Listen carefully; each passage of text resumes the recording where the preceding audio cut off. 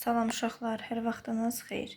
7-ci sinif dərsliyimizlə ikinci bölməmizin sonuncu mövzusunu yazırıq. Mürəkkəb faizin hesablanması. Qeyd etdiyimiz kimi ikinci bölməmizin sonuncu mövzu izahıdır. Bundan sonra ümumiləşdirici tapşırıqlar gəlir və üçüncü bölməyə başlayırıq. Çalışacağım ki, üçüncü bölmənin izahını verim.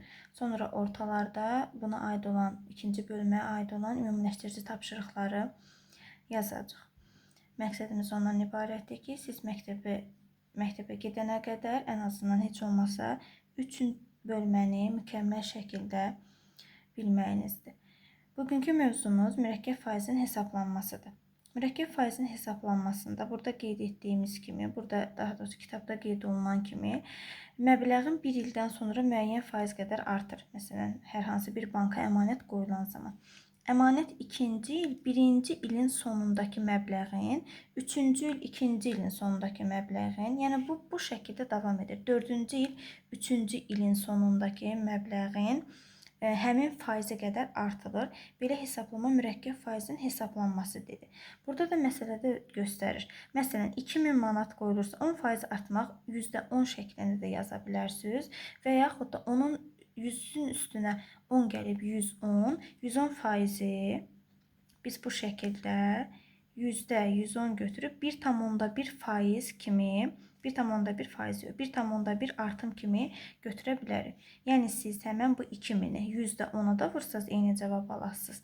200'i məsələn 1,1'ə də vursanız eyni cavaba gətirmiş olursunuz. Sonra həmən artım faizində 2000'in üzərinə aldığınız artımı gətirib vururuq. Sonra toplayıb 2000'in üzərinə 200'i gəldiyimiz zaman edir 2200.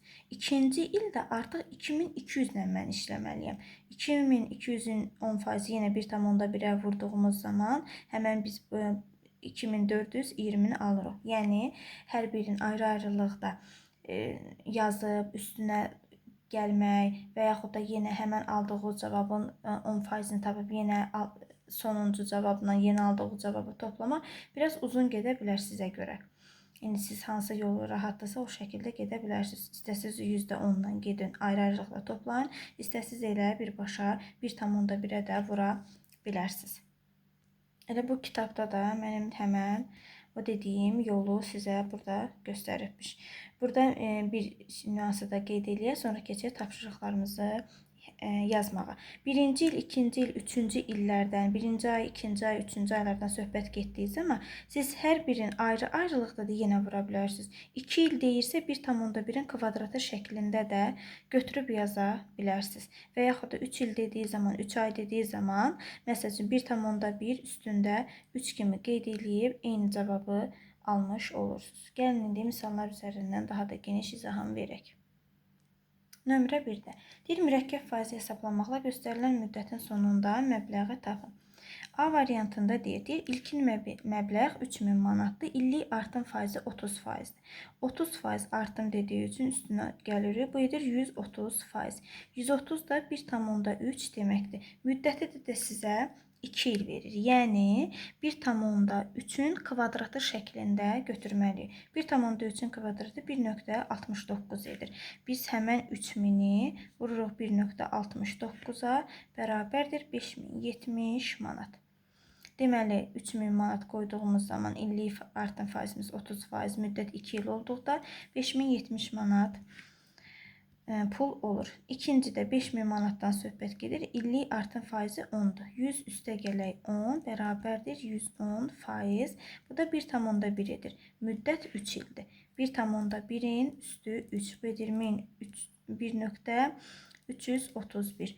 5000 manatdan da söhbət getdiyi üçün həmin biz 5000'i vururuq 1,331'ə. Da 6655 manat edir. Digər tərəfdən C variantında 10.000'dən 15% artım deyir. 100 üstə gələk 15 bərabərdir 115%. Bu da 1,15 deməkdir. 100'ə böldüyümüz zaman 10.000 manatı 1.15'ə vurduğumuz zaman 1.15'in kvadratına vururuq. Bunu yazmaq yadımdan çıxdı. 10.000 vurulsun 225'ə, bu da bərabərdir 225 manata. Bu qədər sadə, çox rahat bir mövzudur. Nömrə 2 ilə davam edirik. 2 milyon əhalisi olan şəhərdə hər il əvvəlki ilə nisbətən əhali sayı 3% artır. 3 ildən sonra bu şəhərdə əhali sayı nə qədər olar? 3% artımımız 100-ün üstünə 3 gəlir, 103%.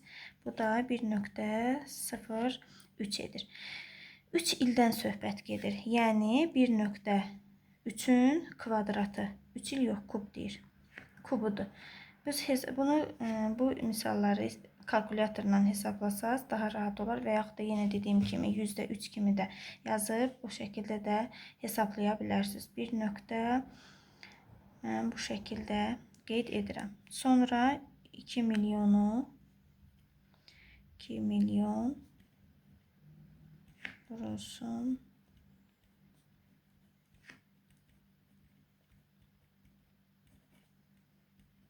4 nəfər. Əhali sayımız bu qədər olur. Növbəti 3. Əmanətçi banka əvvəlki ilə nəzərən illik faiz artımı 20% olmaqla 3000 manat pul qoydu. 2 ildən sonra, 3 ildən sonra hesabda nə qədər məbləğ olar? A variantında yazır. İllik faizi 20'dir. 100 üstə gələ 20. Bu edəcək 120%, 1,2. 2 ildən sonra deyir, pulumda 3000 manatdır. 3000 vurulsun 1.2'nin kvadratı. Bərabərdir 4320 manat edir bu. Digər tərəfdən deyir ki 3 ildən sonra 3000 vurulsun 1,2'nin kubu. Deməli bu da edəcək 5184 manat. A variantından işimiz qutardı. Keçirik B variantına. Deyir ki ən tez neçə ildən sonra hesabdakı pul 6000 manatdan çox olar. Biz burada yazsaq ki 3000 vurulsun 1,2 üstündə 4'ə. Bu edəcək deməli 8 manat. Deməli ən tez 4 ildən sonra.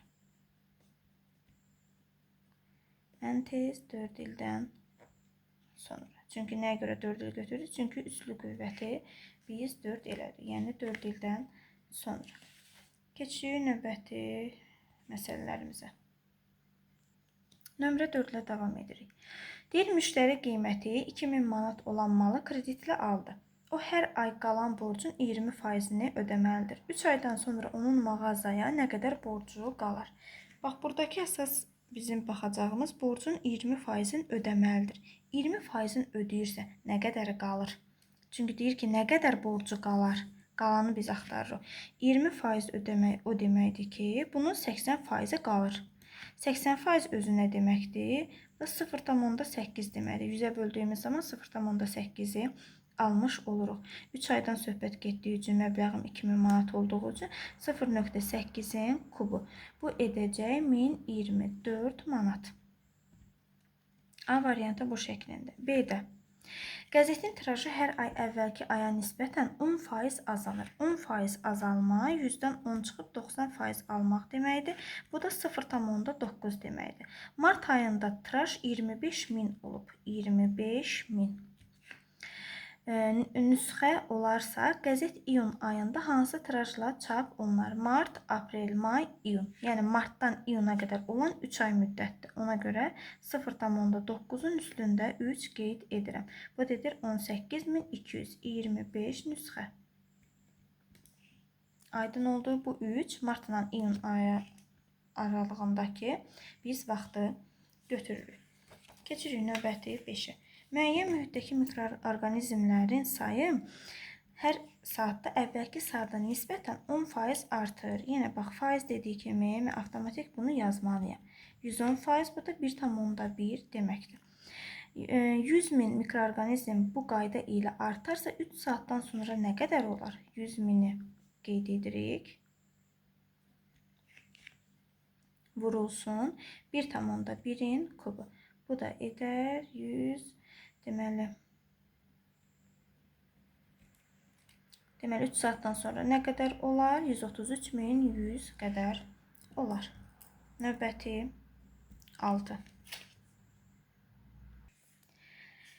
İlkin qiyməti 1600 manat olan mobil telefon hər il əvvəlki ilə nisbətən 5% ucuzlaşır. 5% ucuzlaşma 100-dən 5-i çıxırıq, 95, o da bərabərdir 0.95-ə. Buranı bildik.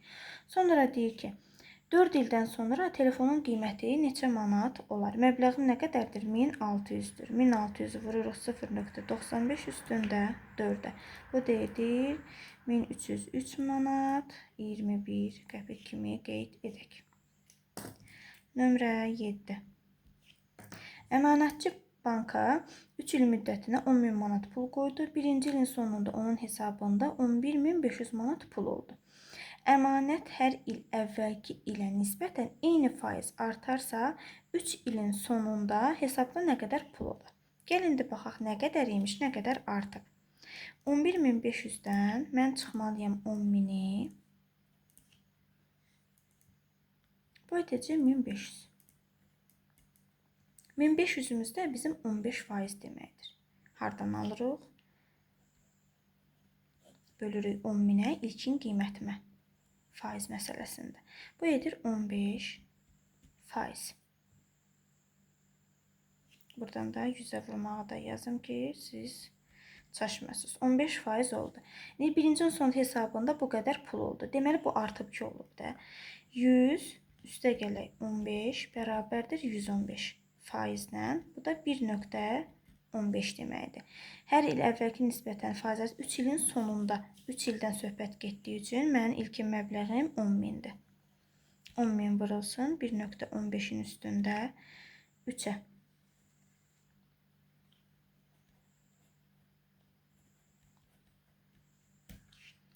Deməli, sonunda nə deyirdi? Hesabda nə qədər pul olar? Hesabımızda 15.208 tam %75 manat pul olar. Nömrə 8-də davam edək. Mağazada deyir A və B. B növ divar kağızı satılır. A növ divar kağızının bir rulonun qiyməti hər ay əvvəlki aydakı qiymətə nisbətən 20% bahalaşdı və 2 aydan sonra 144 manat oldu. Gəl birinci bunu aydınlaşdıraq. 20% bahalaşmaq aya görə yazıram. 100 üstə gələk 20 bərabərdir 120%. Bu edir 1,2. 2 aydan sonra deyir 144 manat oldu. 2 aydan sonra dedikcə bunun kvadratıdır. Amma bilirəm əvvəlki qiyməti nə qədərdir? Yox, ona görə x vurulsun 1,2-nin kvadratı bərabərdir 144-ə. X vurulsun 1.44 bərabərdir 144. Buradan biz x-i tapdığımız zaman alırıq 100. Deməli, A-nın ilkin qiyməti 100 manatdır. B-yə baxıram.